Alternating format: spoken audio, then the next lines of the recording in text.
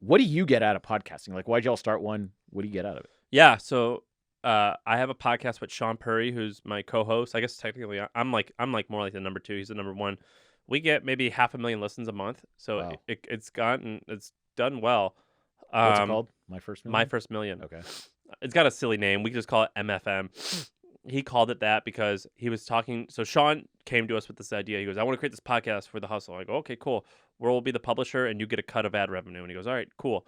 And his thing was, I'm going to talk to people who got their first 1 million users, their first 1 million in revenue, the first 1 million in this, that. So it was like the first like huge threshold. And then a guest didn't show up one day. And what me and Sean do all the time is we just shoot the shit. We're like, hey, let's go get this guy to come to your office and like who's an expert on X, Y, and Z, and let's just brainstorm with them. And we did that all the time. We would call it Junto. We did it all the time. And one day a guest didn't show up, and we're like, Sean, let's just do our thing where we just shoot the shit. And it kind of took off.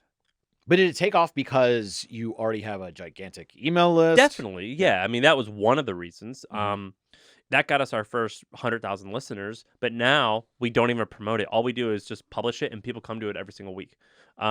It gets probably like a 15 to 30,000 listeners every time we hit publish per episode, and it's worked awesome. Podcasts are hard, but you can develop an audience. Do you publish this as a podcast? I do publish it as a podcast, and more people have been asking me to probably because it's on Nevblog podcast. And Andrew Warner of Mixergy actually told me, he's like, just call it Neville Medhora Copywriting because that's what people are going to type in. Yeah. How many listeners do you think Andrew has? I literally have no clue. Or like who? I don't even have an estimate. I think Noah probably has 10 or 20,000 an episode. Maybe. I think this is just public if you just Google how many he wrote about it. And so we do it every single twice a week, every week. So we've done hundreds of episodes, and people love it. But more importantly, I get so much access. Like, people think that they know you. They send me free stuff. I mean, that's cool. But then, like, if I want to talk to someone who's powerful, a lot of times, or some of the times, they'll say, "Yeah, I like your podcast," and I'm like, "Oh, sick! I don't have to tell you anything. You already know who I am, or you know what I'm about." I remember Pat Flynn, smartpassiveincome.com guy. Yeah. He put something out that said something like the amount of time you read someone's tweet, it's like 5 seconds. The amount of time you read a blog post, maybe a minute.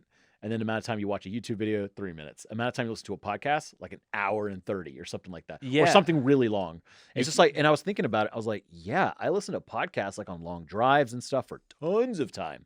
And you get to know them. And there's actually been a lot of examples though where I'll say something as a joke, but you can't tell it's a joke, or it just didn't hit, or maybe you're just not funny, or I'm not funny, or I'll say like maybe that day I was in a bad mood, so I said, "Oh, I hate this thing or that thing," and people come up to me and be like, "Yeah, but remember you don't like that thing." I was like, "Well, I like that thing." And they go, "No, you said you didn't like it." I was like, maybe like something like people like take what you say a little bit too literally. The other day I tweeted a picture of me and Sarah at one of our Airbnbs, and this one woman found I said, I'm in my neighborhood in Cobble Hill, and I didn't, you could see the house, but not the address, or maybe you could see the address. And she somehow figured out on Google Map View which house it was.